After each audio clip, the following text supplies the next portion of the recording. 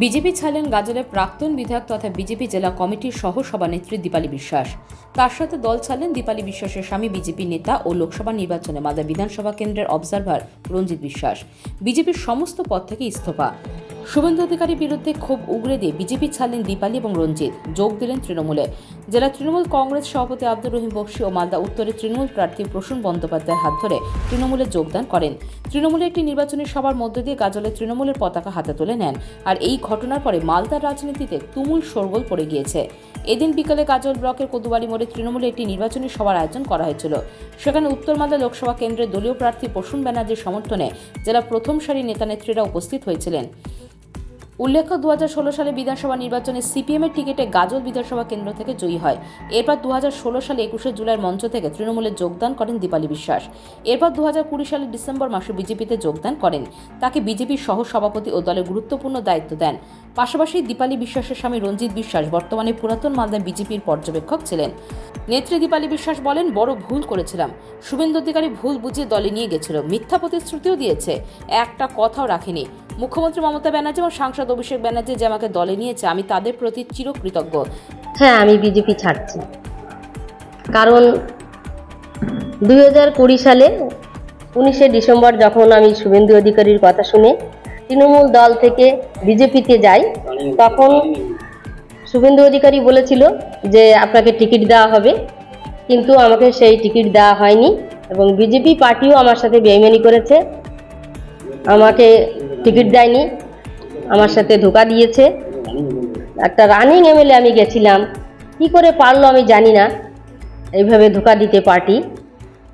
তাই আমি আজকে সিদ্ধান্ত নিয়েছি, আমি বিজেপি দল থেকে আমি ইস্তফা দিয়েছি।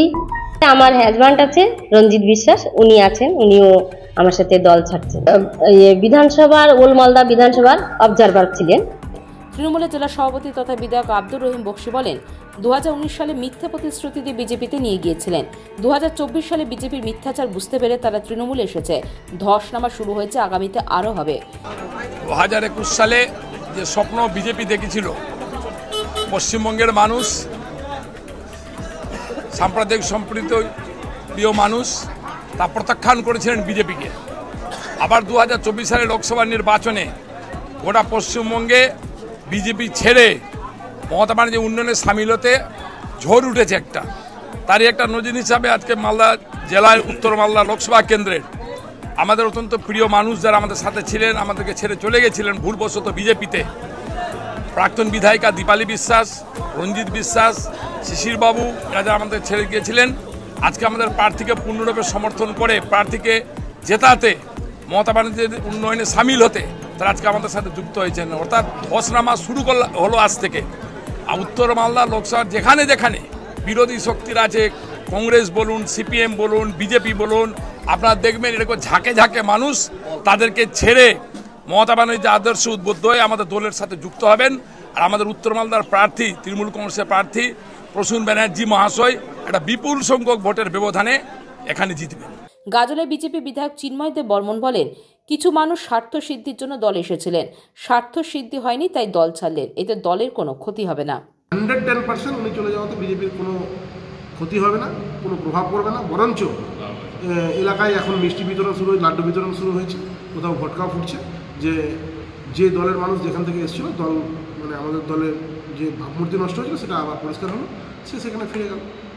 এই জন্য উনার ক্ষোভ কার প্রতি কী আছে সেটা তো উনি ব্যক্তিগতভাবে বলবেন, উনি জানেন। কিন্তু আমি যেটুকু জানি, আমি দলের সঙ্গে যেহেতু দীর্ঘদিন ধরে কাজ করছি, দল ওনাকে যথেষ্ট সম্মান দিয়েছে, সেই সম্মানটা উনি রাখতে পারেননি।